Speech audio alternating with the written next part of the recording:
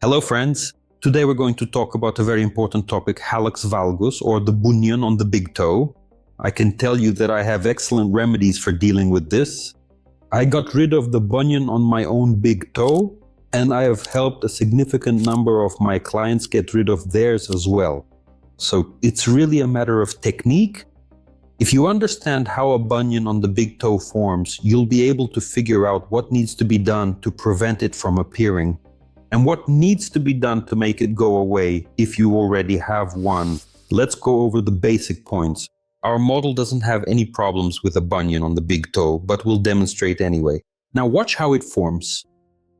When the foot is standing perfectly straight, we have firm support on the fleshy ball of the big toe, support on the ball of the little toe, the entire outer lateral edge of the little toe, and our heel is more or less level on the ground. So what exactly can we do about this? Look, we can deliberately tilt the foot outward, right? Or we can carefully tilt the foot inward. Our model has more issues with the arch of the foot collapsing, so the foot rolls inward. But in a huge number of cases, the foot rolls outward. What is this related to? In order for the outer edge of the foot to lift, we need the muscles located along the outer surface of the lower leg to work. It's important to understand here that the outer surface of the lower leg transmits the load to the outer surface of the thigh, to the pelvis, to the ribs, and further up to the head. This happens along the lateral power line on both the left and right sides. But most often, the issues associated with the alignment of the ankle bone occur because the muscle groups situated along the inner surface of the lower leg are significantly stronger and more dominant than the muscles located on the outer surface of the lower leg. So how does this actually work in practice? If our foot is shifted significantly toward the inner side, then accordingly, when we go to take a step, how exactly do we actually take that step forward? Let's take a look. To take a step, we first need to lift the toes of the foot. Isn't that right? I'm sure you've had times when you were walking and caught your toes on a threshold or something. Yes. To prevent this from happening, you need to first tense your toes, lift them, and then we move the knee forward, right? If our foot is turned to the inner edge, then where will we pull the toe? We will pull the finger outward. Yes, we pull the finger outward, that is upwards towards the outer edge. And as you know, it is recommended to take several thousand steps every day. If we take approximately half of those steps with one crooked leg, we will ruin and damage the big toe joint. Let me now show you exactly which specific structures on the lower leg need to be worked on first in order to effectively address and solve the underlying problem of the bunion on the big toe, which is medically known as Hallux Valgus. So friends, let's take a look at the lower leg. Once again, this movement is performed by the structures on the inner surface of the lower leg. Accordingly, this is the posterior tibial muscle, which is situated deep within this area. It can be quite painful. In order to prevent the bunion on the big toe from growing, it is very important to relax the posterior tibial muscle. And we do this by moving and pressing along the entire inner surface of the lower leg. The second thing we need to do is locate these specific points right here at the very top of the lower leg. This area is important because it serves as the attachment site for the fibula muscles, which extend all the way down to the outer edge of your foot right here. Is it painful right here? Yes, and accordingly you should understand that every single time you take a step and walk, some muscles pull the foot inward while the opposing muscles are pulling the foot outward.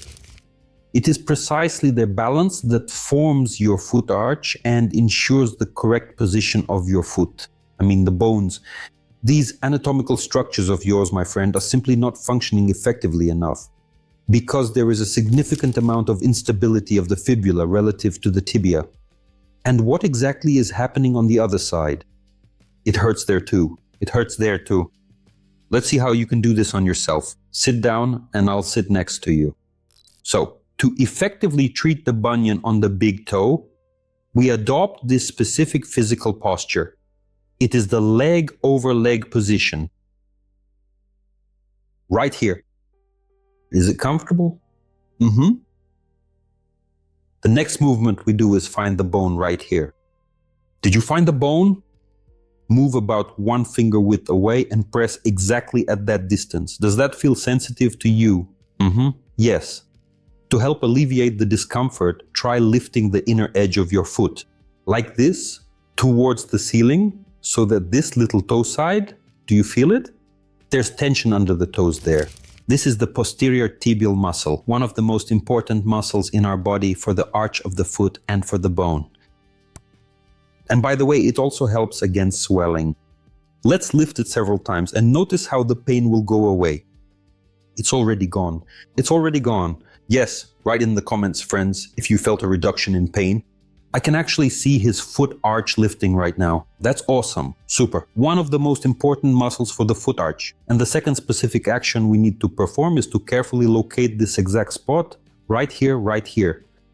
See, it is right between the tibia bone. See the tibia? Yeah. Here she is. And here you see this little tick is the fibula. Here under it. Yes. And between them, right here, by the way, that point that we are talking about now is incidentally called the point of 1,000 diseases. Right here, yes. Found it? Yes. Quite a sharp pain, huh? Yes. It really burns probably. Well, the longer I hold it, the more it gradually goes away. Yes. Do you understand why this happens? Because the signal goes to the nervous system. The nervous system says, oh my God, I have a problem there. And it starts to solve it and relieves the pain because it figured it out. And now look. Pull the outer edge of your foot. Look, move it outward and stretch. Do you feel how the bundle tenses up quite distinctly? Yes. I'm sure some of you will feel that there's really active tension happening right here. This is the important muscle that abducts the toe being toned. These two specific movements, toning and relaxing, or rather, toning the posterior tibial muscle along the inner surface and toning the peroneal muscles will gradually lead your foot from being on the outer edge to a perfectly balanced and stable position. Consequently, the toe that used to be pulled to the side will return to a neutral position, and it will eventually come back to its completely normal and healthy alignment. So, when we strengthen and tone the peroneal muscles while simultaneously relaxing the posterior tibial muscles, we are rebalancing and stabilizing the foot. Of course, it is also necessary to implement corrective measures directly on the bone structure itself. You need to carefully manipulate and work with the joint to properly rehabilitate it after it has undergone excessive stretching. It is also very important here to work on the muscle that abducts the big toe when it is in the inward position. You can spread your toes and do it in such a way that the big toe doesn't point upward, but just like this. There you go. Do you feel the tension right here? This muscle also needs to be toned, and it's also necessary to relax the deep interosseous muscles between the toes. Friends, it's strange to record this message because in my native language, Russian, I have about 2.5 million subscribers. These are people who are genuinely interested in the human body, in how, with the help of hands and simple breathing and meditative techniques, you can bring the body to its best possible state. I see how much the knowledge I share helps Russian-speaking people, and it's important to me to bring this knowledge to people all over the world as well. So please subscribe and give a like so that others can also join in and access this very valuable information.